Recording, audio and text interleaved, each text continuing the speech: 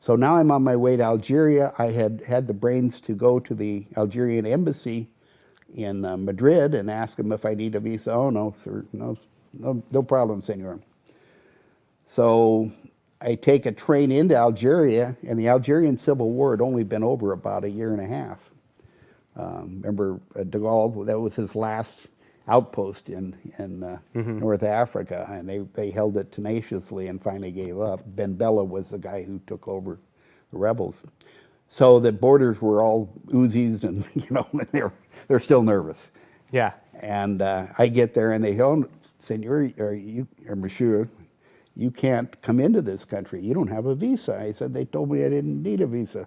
"Oh, no, you have to have a visa. You'll have to go back to Morocco." So I went back and kind of wiggled around in the train station. This was in Oujda, which is right on the border between Morocco and Algeria. And then I snuck back on the train. And then I locked myself in the men's room. And then the guys with the Uzis came by and were banging on doors and banging on them, and they just kept banging, and I didn't. How long did that last? About 5 or 7 minutes. No, not very tenacious. Well, I feel like borders are a little bit more locked down these days.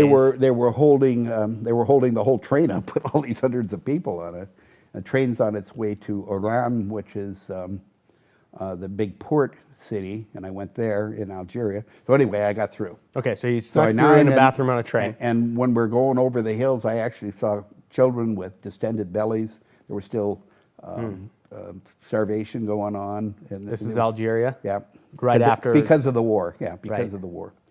And went to Oran. Oran is where right outside of Oran, I think, is where the Brits had to sink the French Navy because they were afraid that after they succumbed to Hitler, they were going to give their whole navy to the Nazis. So it was sank right there in the harbor. The French wouldn't give up, the Vichy government, and they sunk it. So then it went on to Algiers, spent some time there. Still pop marks 50 caliber machine gun shells in the buildings from the war.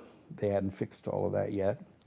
And ended up finding out that not only could I not get in without a visa, I needed a visa to get out. You need an exit visa.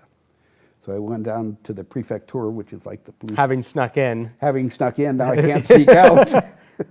And as I recall, I ended up hanging around there for about 3 days. I don't know if I snuck on the boat or not. I think I actually did get a visa, an exit visa. But now my funds are running low. And the way how much did you have left? At that point in time, I had $40. $40, and you just got your exit visa. And I'm going to go to Marseille. Okay.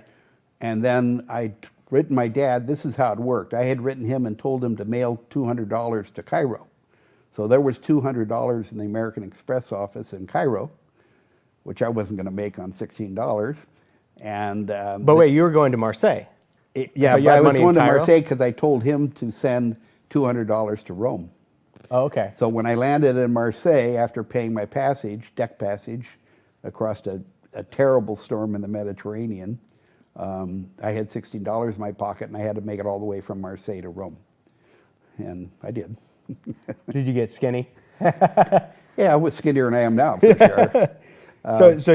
So to Marseille aboard like a very choppy seas. Yeah. And you wound up making it to Rome, but you had $16 between Marseille and Rome. So how did you make it to Rome?